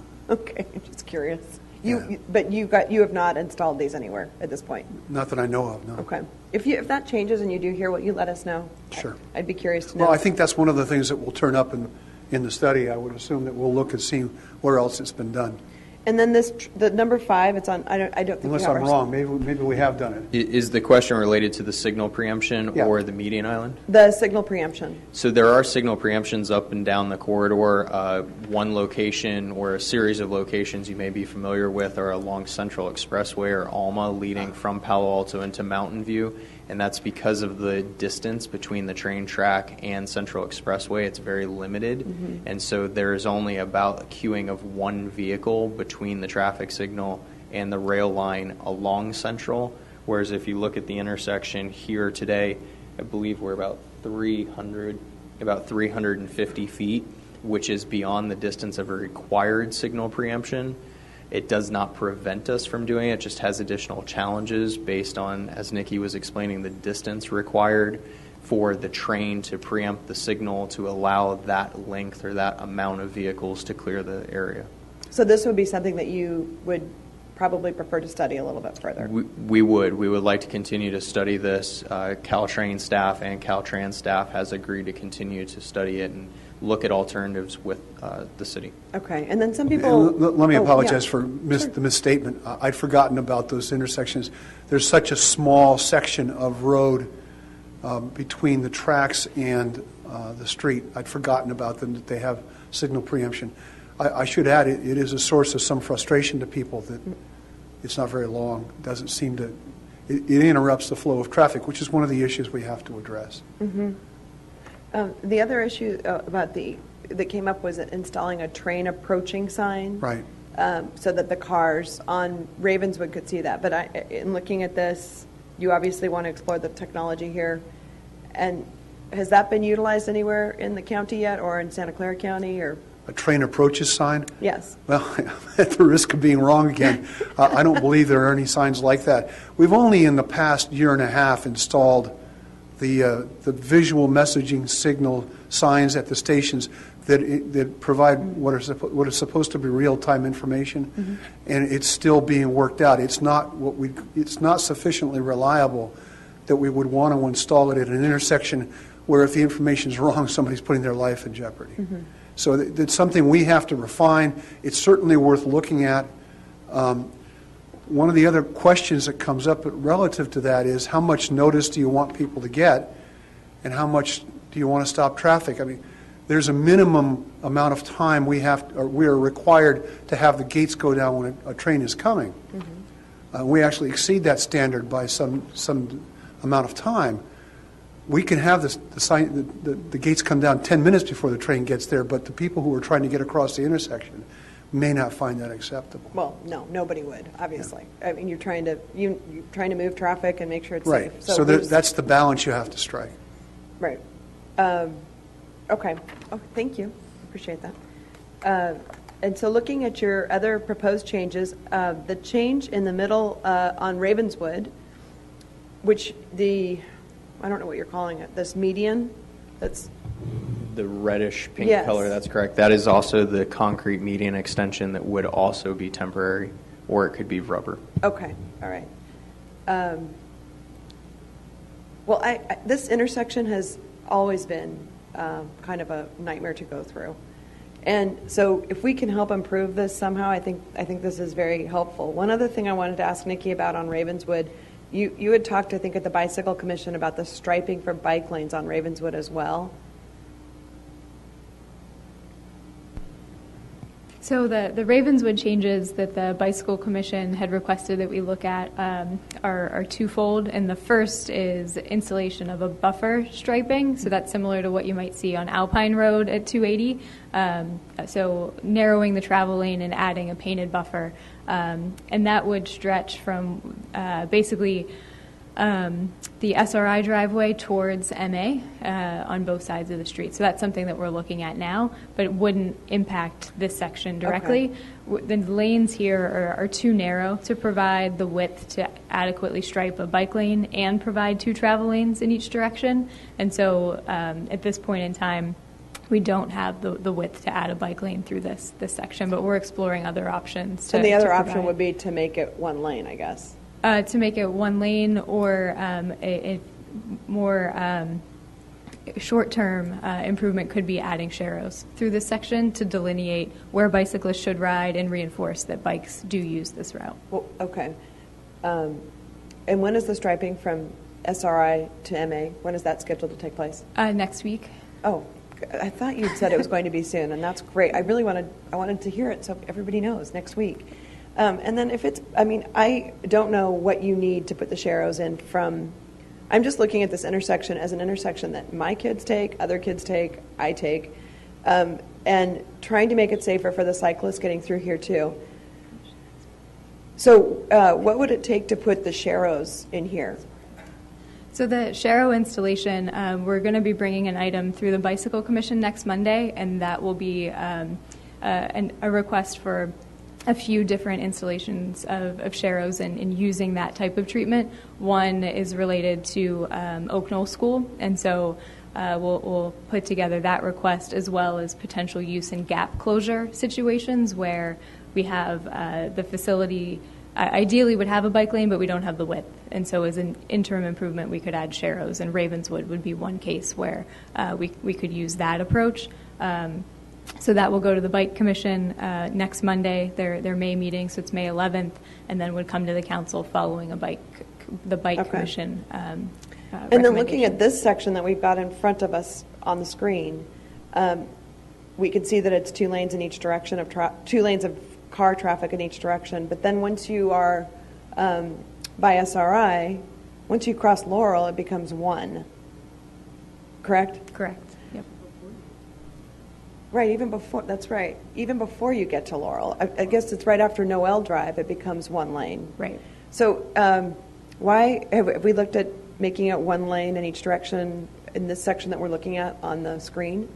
So at this point, we haven't done a detailed study of the traffic implications to narrowing to 1 lane, but the concern that I would have just off the cuff in terms of looking at lane reductions are on the approach to El Camino. So in the westbound direction, we widen out beyond the tracks to 4 lanes, so 2 left turns, a through, and a right.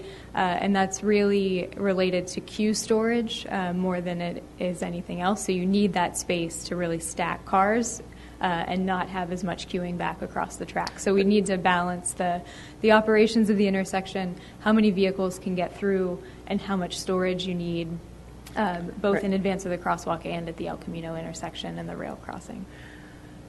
Okay. I mean, I think you also need to worry about the bicyclists who can't, once they get across there and they're at El Camino and Ravenswood, there's no delineation of where a cyclist should be anywhere. And anyway, that's another topic, I guess. So I am in support of these 6-month trial changes to see how this improves the intersection.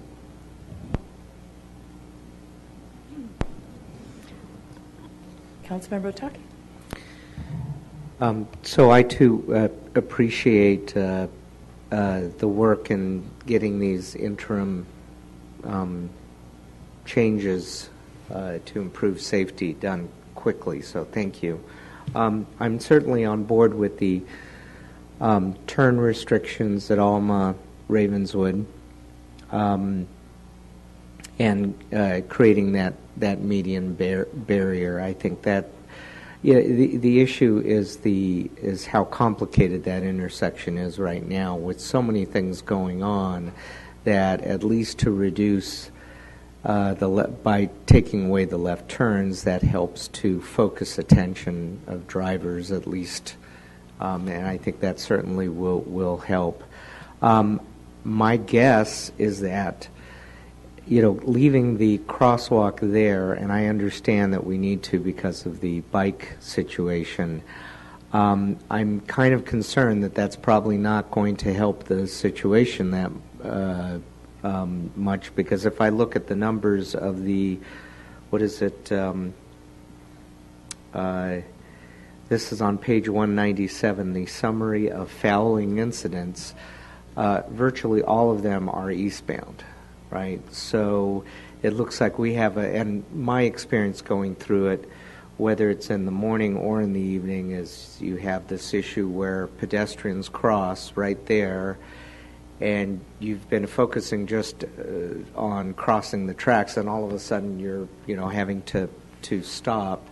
I can see that being an issue. Moving the crosswalk, even if it's not to Noel, to Alma, at least Alma Lane, I should say, might even help to address that complication by giving a little bit of a buffer before you have to start paying attention to it. But then the issue is how do bikes go that one block and cross over. So I would love to, so I recognize we got to start somewhere. I'm fine with leaving the crosswalk, but I would encourage, if there's any way to look at possibly moving that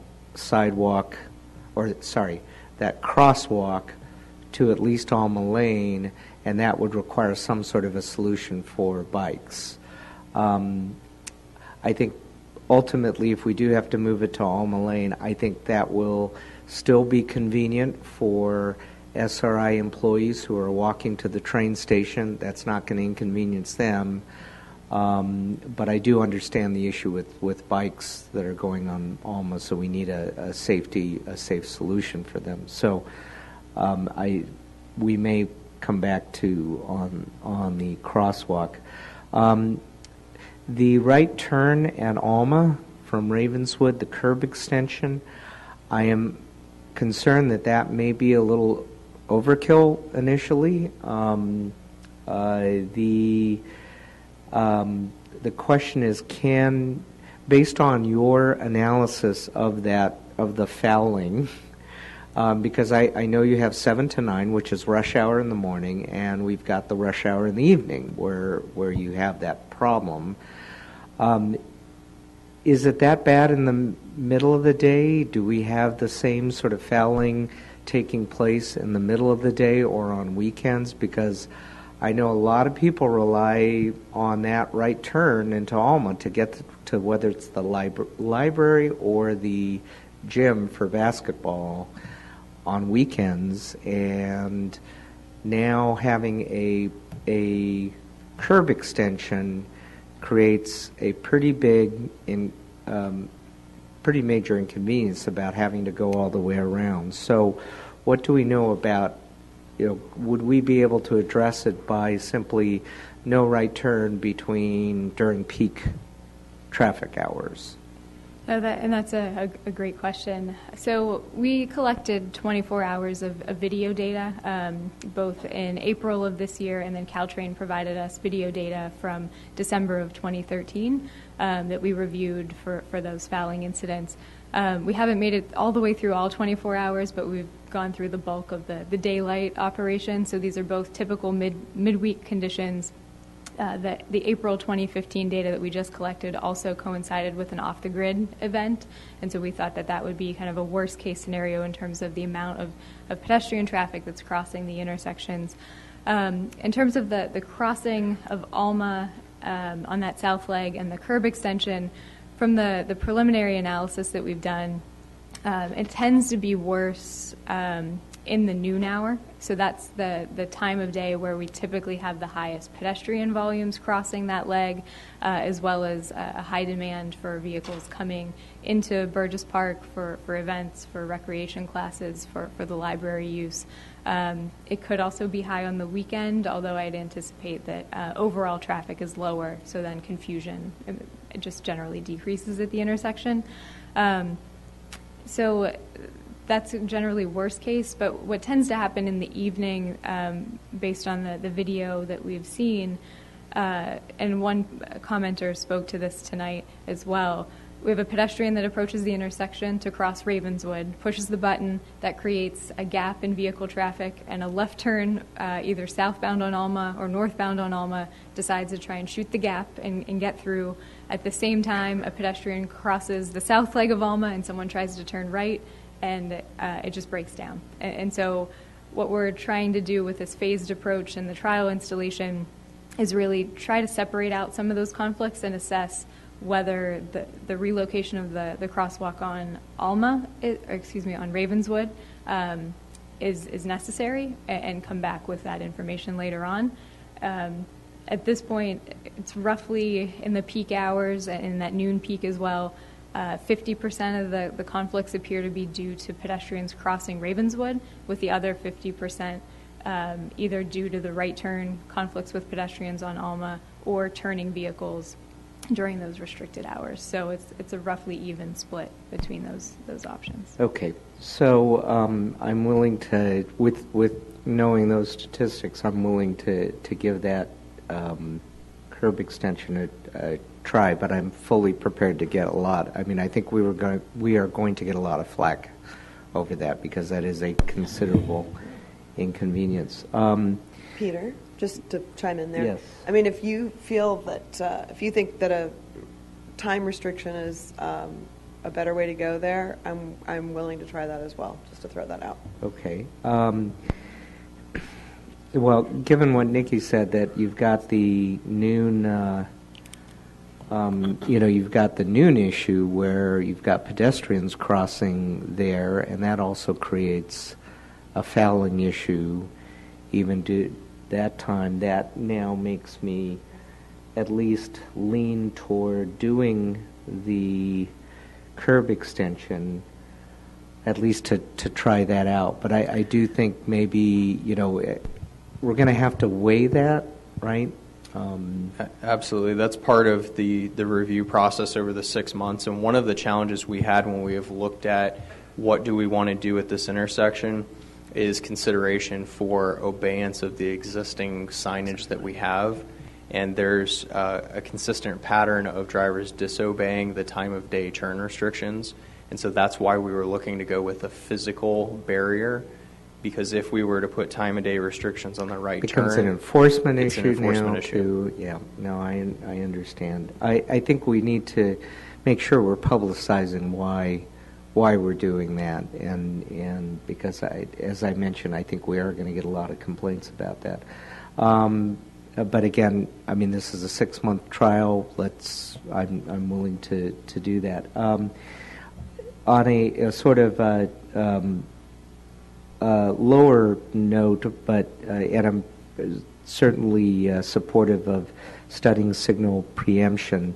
I do recall that back a couple of years ago, I think it was a CCAG project where we had this issue where lights are timed or synchronized so that if we have a problem on 101, Caltrans can actually divert traffic and synchronize lights, and I believe that extends down to El Camino Ravenswood, and even Ravenswood Middlefield and Willow. Yes, I that's believe. correct.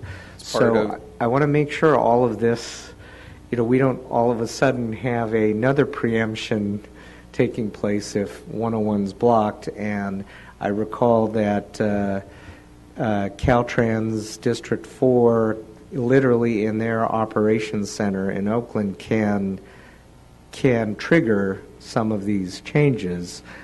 I just try to make sure all of these systems do work together, particularly if we're timing this with the train. And at that time, I had raised to them the concern I had about, because we have the rail crossing so close to El Camino, that somehow that's all coordinated, and I don't know if that ever went anywhere, but it did. It is funded through the CCAG, and it's a project that has been led by the county, and it's been titled the San Mateo County Smart Corridor Project. Great. And it does have emphasis with routing traffic from 101 to El Camino back to 101. If there were significant closures on the 101, it would use routes including Marsh Road, Middlefield, El Camino, Willow Road, primarily within Menlo Park. That included running fiber optic communication lines through those signals, which is nearly finalized. They're fine-tuning the fiber optic system, and that would be for signal timing adjustments, and those are pre-approved timing plans that the city will review and approve once we get to that stage of the program. It would not necessarily apply to a preemption system. The preemption would still take precedence over the intersection. It would just modify the timing. So, for example, today, El Camino is the primary roadway with Ravenswood as the secondary. It would switch that, and it would make Ravenswood the primary to move traffic to El Camino. okay, great. Thank you.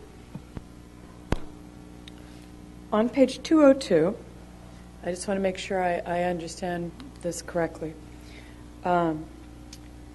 It says that turning right from Ravenswood Avenue to Alma Street, there are approximately 200 to 300 vehicles per hour make this right turn. And it says much of this is expected to be rerouted to Laurel Street to either continue to Willow Road or access to Burgess Park. Correct? That's correct. One point of clarification, the 200 to 300 vehicles per hour are for the peak hours. Right. So that's not consistent throughout every hour, but that's the peak hour volume. Okay. I think probably everyone in this room, because of the nature of either getting to the other side of Menlo Park or coming here, goes through that intersection a lot. And it is pretty consistent that at 2 o'clock in the afternoon, waiting at that stop sign, the line of traffic will queue back to Noel, sometimes to Alma. My concern is that if we have 200 to 300 cars an hour added to that stack of cars, they can't. They won't fit. And we're trying to avoid cars getting stacked up, and yet they kind of will. Am I misunderstanding? I mean, how are we going to take 200 cars and fit them down Ravenswood? They're not going to fit. Right. No, and that's a great question, and exactly why we want to do this on a trial basis, because there will be a shifting of travel patterns. So folks that use Ravenswood today that maybe shift to Oak Grove as another option. So there will be redistribution in addition to just reassignment of those 300, 200 vehicles in the peak hours directly to Laurel and Ravenswood making a right turn. So there's some balancing that will likely happen over the 6-month trial, and that's exactly why we have set it up to do it this way. We can go back and do some modeling and do some operations analysis of what the Laurel intersection could look like if we just add the traffic volume directly to it. But in the process of trying to move forward quickly, we thought a trial may be a way that we can get this moving more quickly, evaluate on the ground kind of what happens with the change, and then make a judgment based on the actual operations in real life as opposed to on the computer. I worry about unintended consequences where we end up with cars stacking, not because of cars turning, but because of the light changes, and it backs up. And at what point is it going to back up further across El Camino, further this way, and across? I'm very worried about how we think we're going to fit, how we're going to deal with that change. That's a significant number of cars.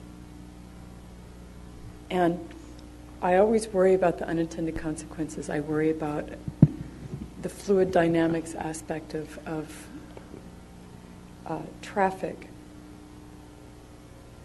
Where else are they going to go? Madam Mayor, if I can, one of the things that you might want to do is provide staff the ability to, should this actually occur, to make changes right away rather than coming back to the council to make the change. In other words, if what you're predicting it really truly comes true, we would stop the behavior and we would try to get things back to some sense of normalcy and let the traffic engineers come back and tell us what that right solution is.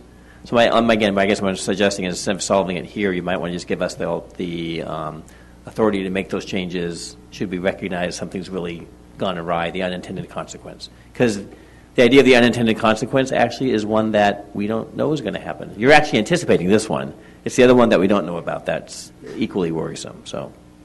Right, and one other thing that we can look at before a trial is complete, or even just right off the bat as we're implementing changes, modifying the timing at Laurel and Ravenswood so that the particular movements served get the right amount of time so that can clear, in addition to publicizing information, as Councilmember Otaki said, about why we're making the changes so that people understand what's happening. Okay. And you feel, I mean, you're the traffic engineer, you feel that you can modify the light such that it can handle the excess? So the cycle time can be lengthened so that the amount of time that you're in an all red state gets reduced and you can serve more traffic. It will lengthen the cycle and potentially lengthen delay on Laurel, and that's part of the trade-off and part of the after study that we would do as part of the trial is actually looking at traffic count data at the Laurel-Ravenswood intersection as well to make sure that there aren't unintended consequences in terms of operations. But we have some tools in the toolbox to be able to tweak during the trial as well so that we're not just making the changes at Laurel and Ravenswood and then waiting for 6 months and not making any kind of responsive modifications. There are some things that we can do in that interim period, as well as Alex mentioned, being able to just take out the improvements if it's not working as intended. Okay. Thank you. Well, I wanted to ask you about the traffic light. I thought in a previous conversation you told me that we couldn't have a traffic light at Ravenswood because it was too close to the other traffic light and there had to be a further distance between the two. Is that correct? Because I didn't see that in the staff report. That was one of the recommendations that came out of the community meetings, and I don't recall the conversation about the distance. There are some considerations with the distance related to the rail line and how close we are there.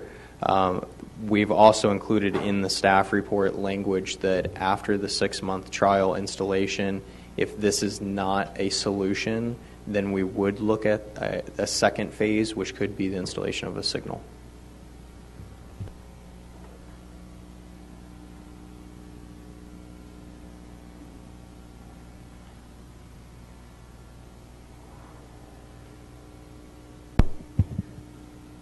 All right, so you need a motion on some of the changes that we'd like to see. That's correct. I don't think there were any. I would like to study all these, and I'd like the things that are not able to be implemented right now, like the preemption, to continue to have conversations with Caltrain about it. And I'm willing to try these things now on a 6-month trial basis, which I understand some of these things may be modified even before that if they don't work out the way that we are hoping that they will. So I'll make a motion that we approve these changes on a 6-month trial period with the caveat that it can certainly be brought back to us for modifications if we're finding problems with it. And that staff could make those Yes. changes. Yes, I second that. We vote.